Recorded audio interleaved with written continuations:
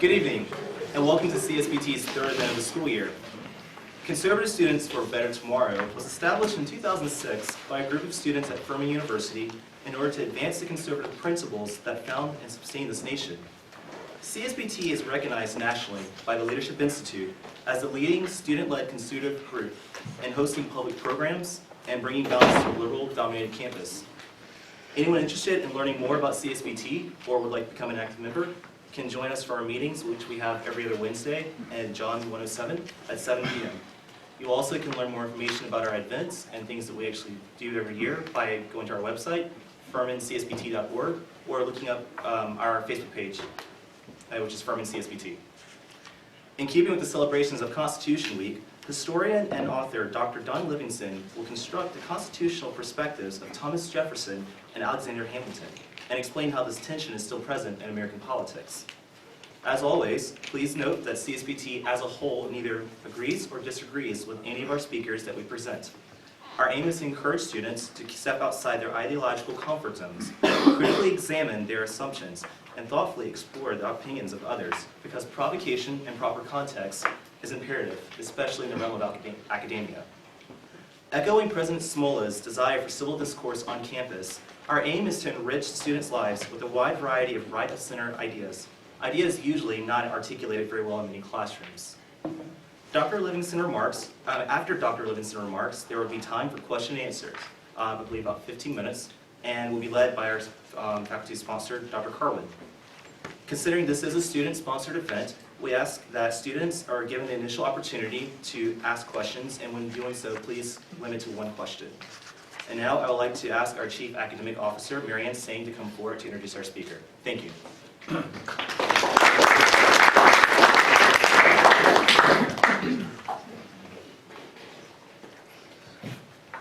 Don Livingston is an author, historian, and former professor of philosophy at Emory University. He specializes in the writings of David Hume, but has also gained prominence as a constitutional scholar and an expositor of the compact nature of our union. Dr. Livingston is the founder and president of the Abbeville Institute, which is an association of scholars dedicated to a critical study of what is true and valuable in the Southern tradition. He received his PhD from Washington University in 1965. Please join me in welcoming Dr. Livingston.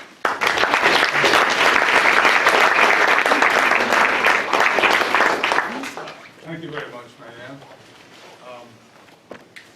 I understand this is the last 1 hour. I had a little more time here, so I'll have to cut it, and I hope that will not make the talk inelegant. I'm going to compare Thomas Jefferson and Lincoln, not Hamilton, as was said. There was a misunderstanding there, so that's okay. Yeah, that's fine. Only a few years after its ratification, two incompatible theories of the U.S. Constitution appeared.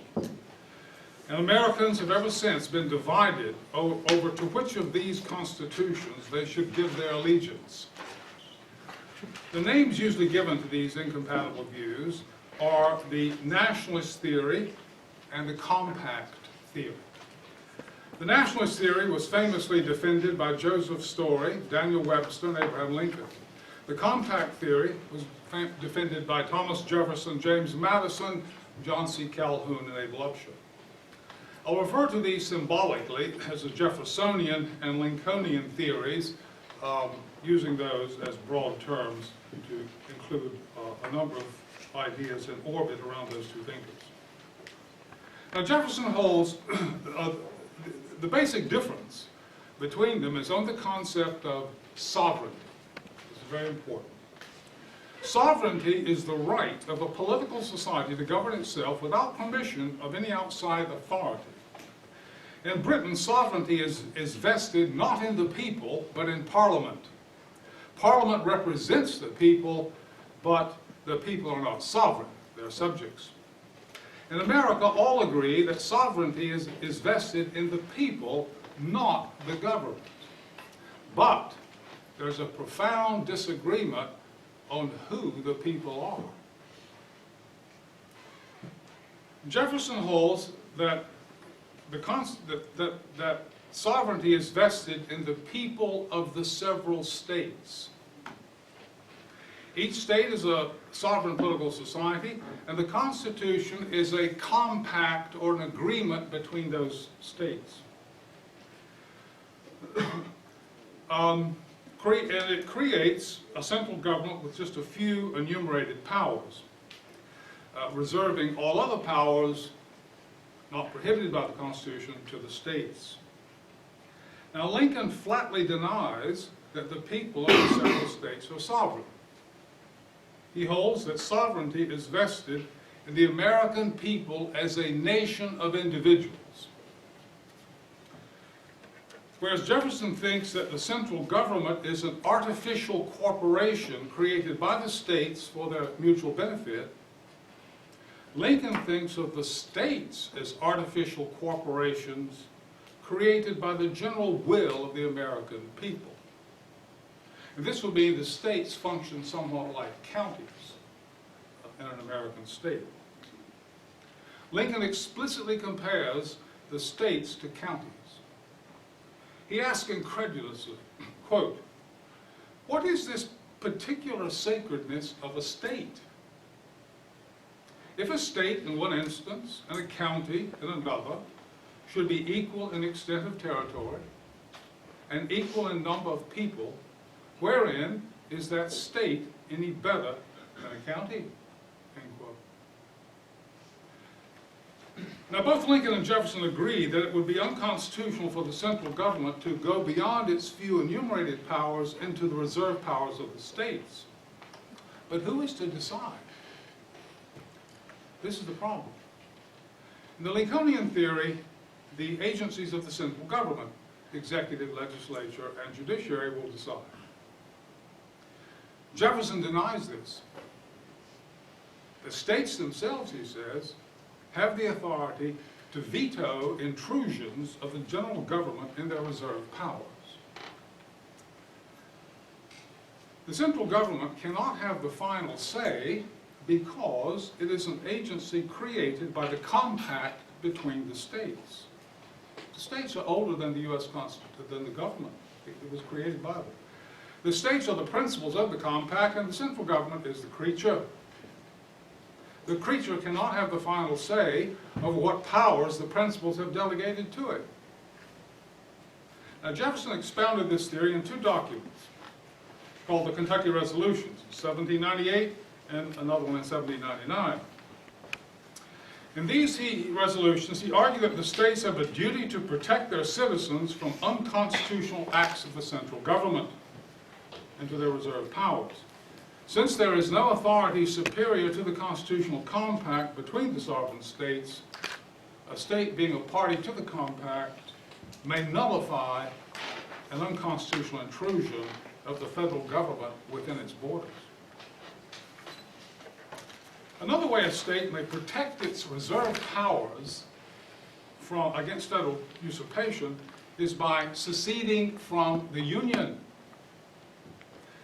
Now, it may do this because, in his view, the state is a sovereign political society.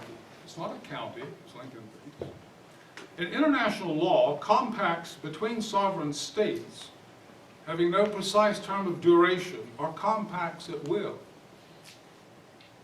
The Lincolnian theory, of course, denies both the constitutionality of nullification and secession.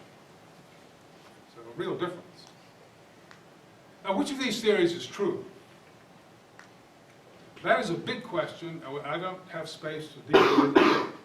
But if we restrict the question to mean which theory is best supported by the public acts that went into the making of the Constitution, if we limit it to that, the historical evidence is overwhelmingly on the side of the Jeffersonian theory.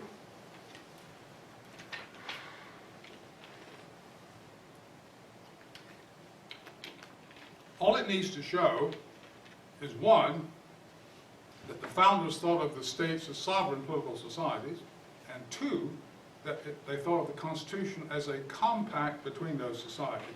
If those two propositions are true, Jefferson's right.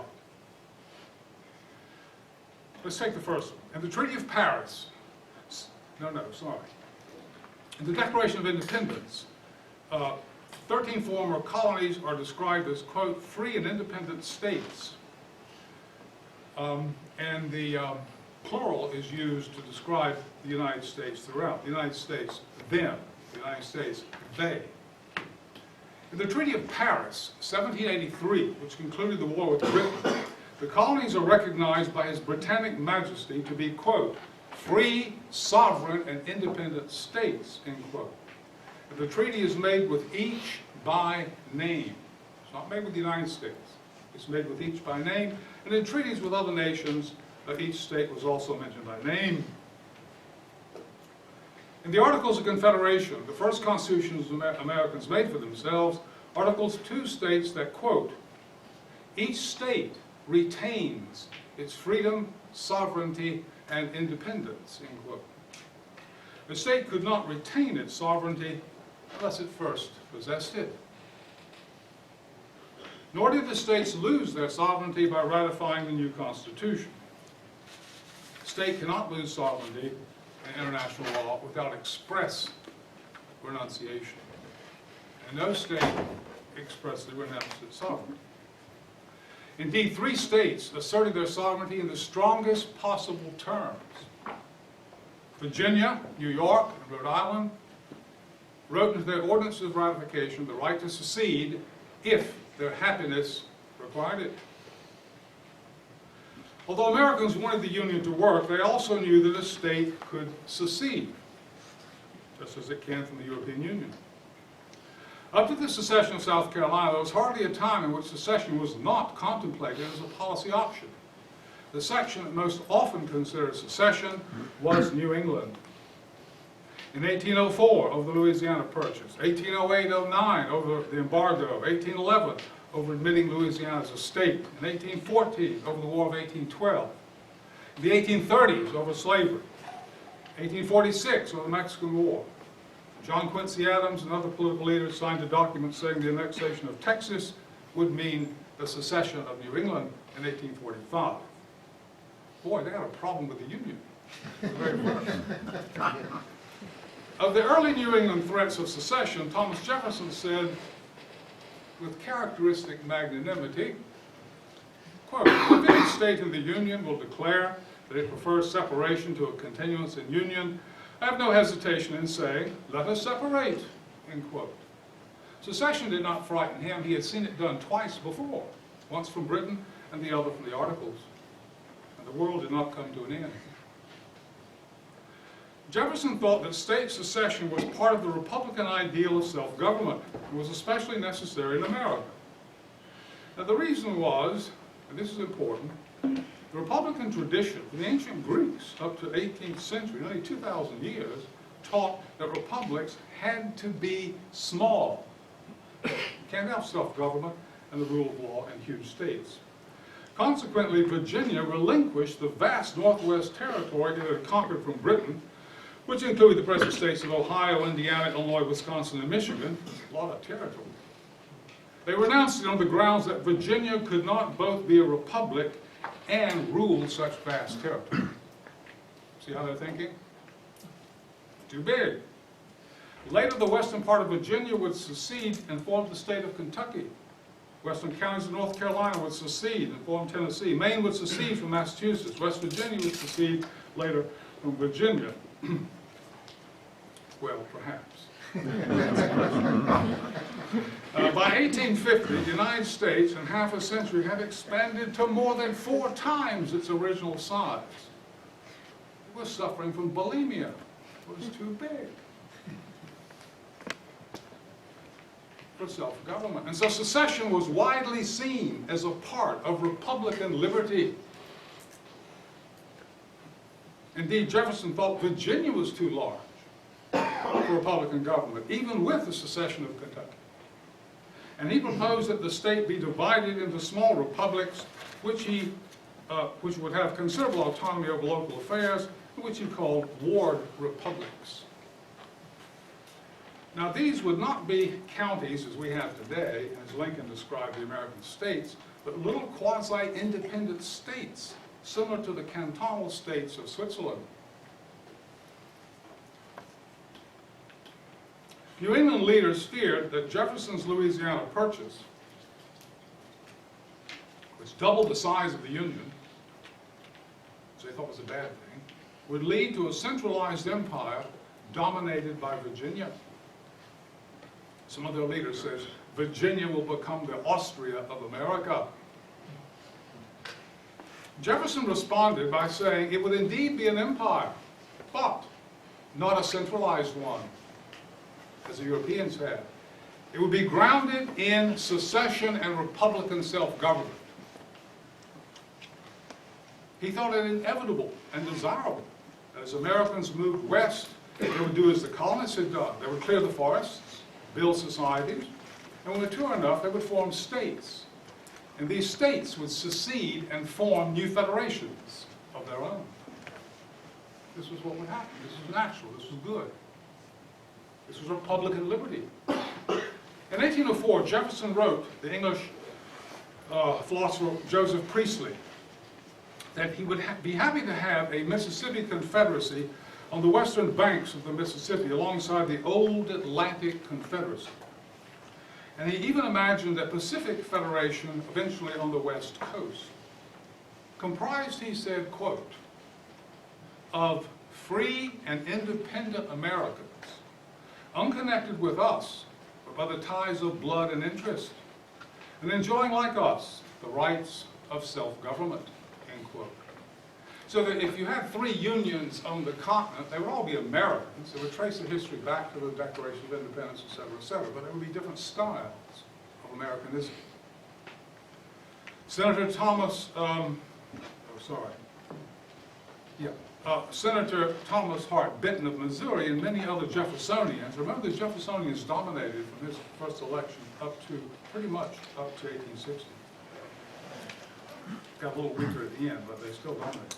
The Jeffersonians had the same vision. Benton told the Senate in 1825, quote, in planting the seed of a new power on the coast of the Pacific Ocean, it should be well understood that when strong enough to take care of itself, the new government should secede from the mother empire as the child separates from the parent at the age of manhood, end quote. Historian Daniel Borston observes that, quote, Jefferson propagandized for an independent Pacific Federation. And in the 1820s, many leading Americans, including Albert Gallatin, James Monroe, William Crawford, Henry Clay, Thomas Hart Benton, and possibly James Madison, shared the vision, end quote. Borston concludes that the Jeffersonian vision of, quote, the United States as a planter of new nations had an appeal we have long forgotten. We have forgotten it because the Lincolnian view of the Constitution began to prevail in the late 19th century as a consequence of Lincoln's war to suppress the secession of 11 American states. By denying state sovereignty, the Lincolnian vision naturally rejected state nullification and secession, and with them those notions of republican self-government. But though suppressed, the Jeffersonian vision, as we shall see, is very much alive today. Now, the earliest works on the Constitution by St. George Tucker and William Rawle, Tucker in 1803, William Rawle 1825, acknowledge that states can secede from the Union. These are the first works of the Constitution. Rawle was a Federalist and friend of Washington, leader of the Pennsylvania Bar, and a view of the Constitution published in 1825. He goes out of his way to lay out the steps whereby a state can legally, lawfully secede from the Union. He writes, quote, the secession of a state from the Union depends upon the will of the people of the state. The people alone, as we have already seen, hold the power to alter their constitution, end quote. Boston's North American Review gave a favorable review of Rawle's work. To sum up, the historical evidence reveals that the states were conceived from the first in the founding documents of the United States as sovereign political societies, and that secession was widely considered a constitutional right. So the first leg of the Jeffersonian theory is established. States are sovereign, political societies. What about the second leg? Is the Constitution a compact between these states? Well, the evidence I've just given helps show that it is. But let's ask this question. What does the text of the Constitution actually say about this? The place where this is addressed is Article 7, which describes by what authority the proposed Constitution will become fundamental law. Remember, the Constitution is a mere proposal. Who is it that gives it life and authority? And here's the answer. Quote, "The ratification of 9 states shall be sufficient for the establishment of this Constitution between the states, so ratifying the same," end quote. The language could not be plainer. The Constitution is a compact, quote, "between the states, so ratifying the same," end quote. It also says only 9 states are needed. If only 9 states had ratified, the Constitution would bind those states, but would not bind the remaining 4, which would have remained under the Articles of Confederation. So the Constitution itself looks to the possibility of 2 federations on one.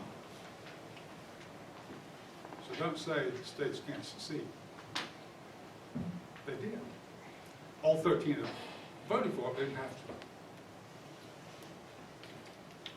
This might cause us to wonder, if the secession of only 9 states was sufficient to form the United States in 1788, why was not the secession of 11 states sufficient to form the Confederate States in 1861?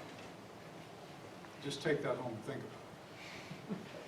The only thing that can be said on behalf of the Lincolnian theory that the American people are sovereign is this: since a majority in each state voted for the Constitution, it follows logically that a majority of individuals of the nation did. Right? So it received national approval in that sense. That is true, but it begs the question, for if the Jeffersonian theory is true, that the states are sovereign and the Constitution is a compact, exactly the same result would follow. So this doesn't prove at all that the Constitution, that the people of America are sovereign. And John Marshall uses this argument to argue for the sovereignty of the American people. It's an absurdity on stilts, I hate to say. I mean, even though Marshall is a great man, I think he was up the pole. Or to put the matter another way, if the Lincolnian tradition is right, that the American people in the aggregate are sovereign, not the people of several states, then a majority of individuals could change the Constitution, because sovereignty is both the power to make and to unmake fundamental law. But there is no instrument whereby the Constitution can be changed by majority vote, nor was one ever contemplated. To explain, it takes 3/4 of the states to change the Constitution.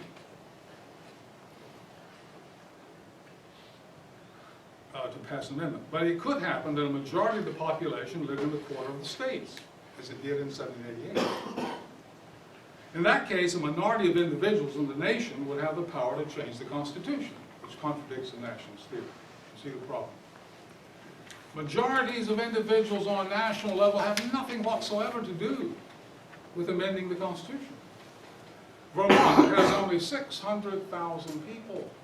California has 37 million, and yet they have exactly the same vote. And why is that? Because the states are sovereign political societies. They're not counties. Secession is one way an American state can protect its reserved powers.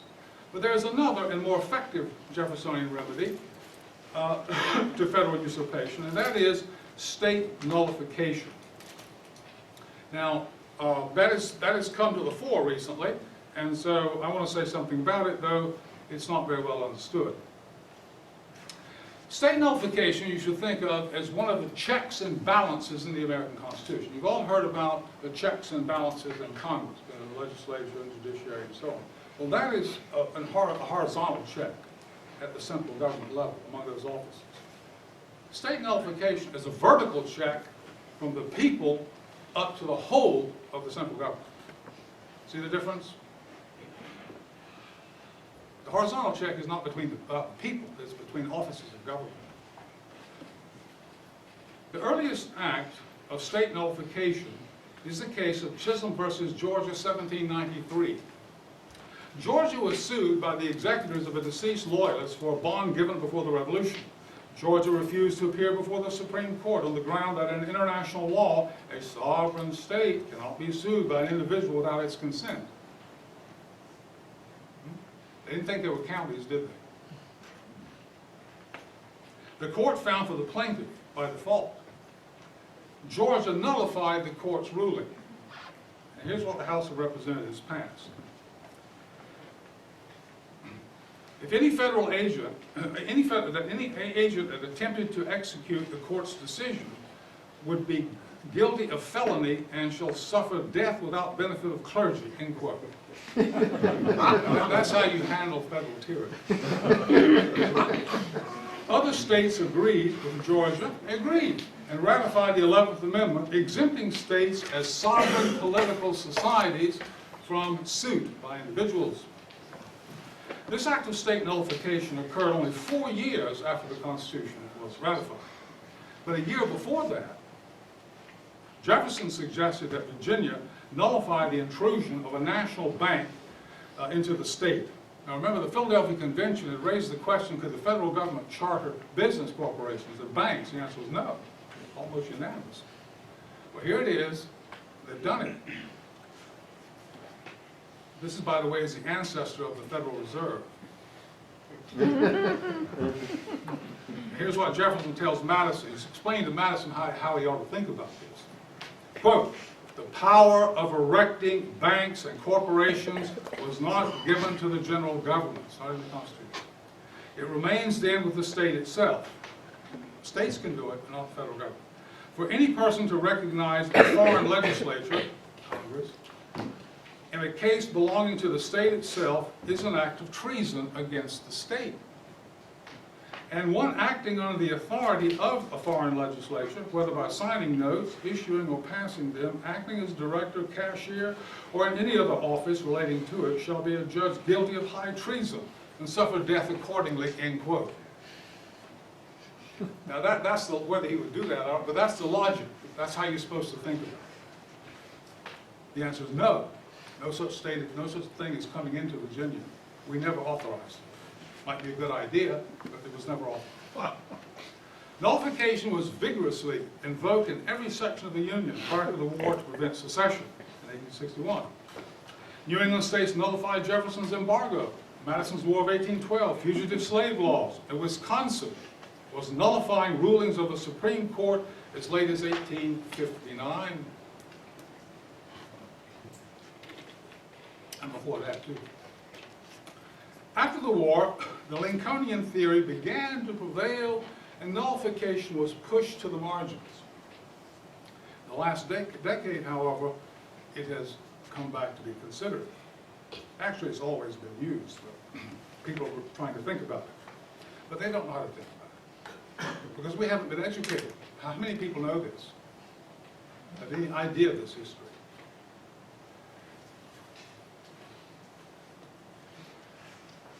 The first thing to appreciate is this. Nullification is not a matter of striking down a federal act a state doesn't like or that it thinks is unjust or immoral. That's not what nullification is. Rather, the claim is that the act is unconstitutional and not a law at all. You see the difference? It's one thing to say a law is bad and we don't want it. It's another thing to say it's not a law at all. It's not authorized. That's what nullification is. How many states are needed to nullify an act of the central government as being unconstitutional? Now you might think 3/4 are needed because that's what you need to amend the Constitution, but that's a confusion. Nullification is not an attempt to amend the Constitution. It's the claim that a certain act is in violation of the Constitution as it is. So only one state is needed for an authentic act of nullification of the federal act within its borders. Doesn't have the authority to nullify anywhere else, though, just its borders. Why? Why is that? Well, recall, and this is an important point, that the states are sovereign political societies, which mean they enjoy all powers of sovereignty not delegated to the central government or prohibited by the Constitution. Now let's look at these reserved powers. They are undefined and unenumerated. So what are they? Does anybody know what they are? Yeah, you don't know what any undefined or unenumerated power is, do you? Only the states know what they are. And that's what it means to say they're sovereign. Let's take an example. Suppose the Supreme Court, in another Alice in Wonderland ruling, extends Roe versus Wade to include infanticide under certain conditions within the first week after birth. A policy actually recommended by Peter Singer of Princeton, and not morally different, really, from partial birth abortion, which is well within the moral horizon of many in power today. Suppose further that every state but one is willing to give up the power to prohibit infanticide. They all have that as a reserved power, but most of them say, well, yeah, we'll give that up. Just because you have a power doesn't mean you have to exercise it. But one state refuses to give it up. The other states, in Jefferson's view, have a choice. They can work to amend the Constitution to make infanticide binding on all states, in which case the resisting state must comply, or the other states can decide to let the state opt out of the ruling, which would bind them but not it. Now, it might seem that to allow one state to opt out of a federal law would be unjust and unworkable, but it is not.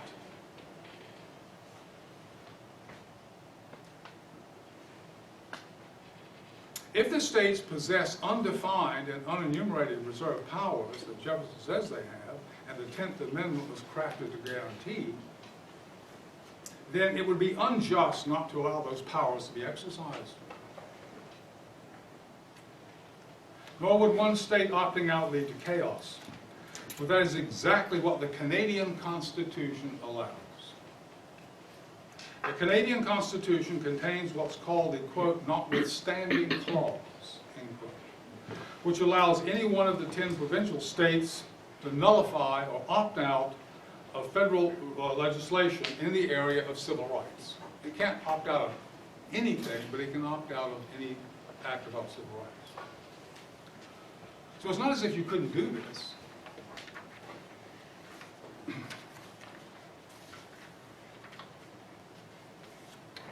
Although Jefferson announced, oops, sorry.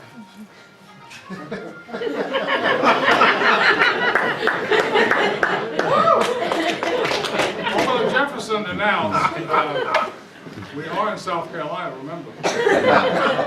Although Jefferson announced nullification as a lawful part of the Constitution, he did not refine it so as to meet objections that could be raised against it. John C. Calhoun improved on the doctrine. He argued that New England nullifications from 1804 to 1814 and later were not constitutional because they were made by mere legislatures. A state legislature may declare an act unconstitutional and begin a political movement to persuade the government to alter its policies, but it has no authority to render the act null and void in its territory. That can be done only by the sovereign people of the state themselves. No government can do it. It has to be done by the sovereign people. In a convention called for the explicit purpose of voting up or down an ordinance of nullification. So when South Carolina nullified the tariff of 1832 as being unconstitutional, it was done in the right way, through a constitutional convention, the same body that had authorized ratification of the Constitution in the first place. Now, another shape given to state nullification is the Canadian form, which we've already mentioned. The Canadian province can opt out of civil rights legislation, but it has to renew that nullification every 5 years.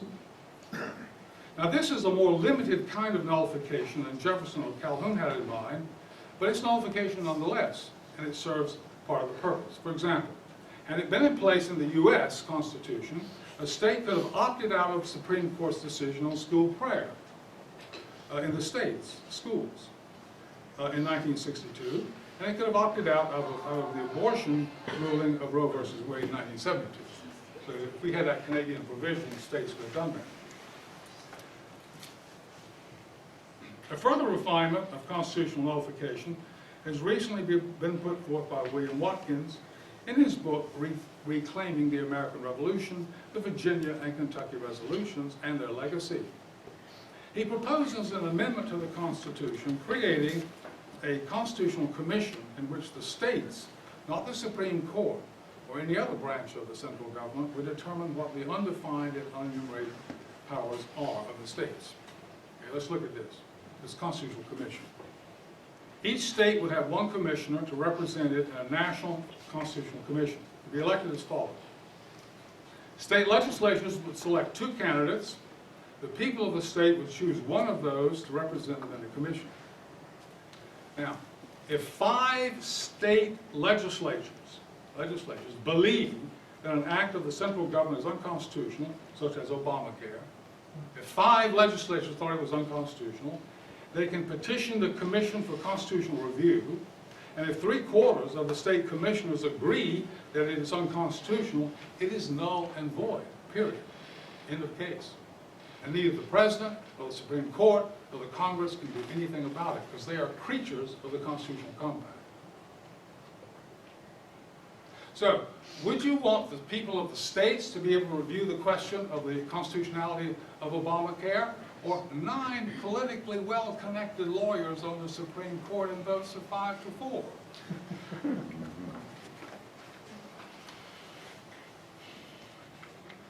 A number of states have declared Obamacare unconstitutional today, but they have no such constitutional commission to appeal to. What constitutional remedy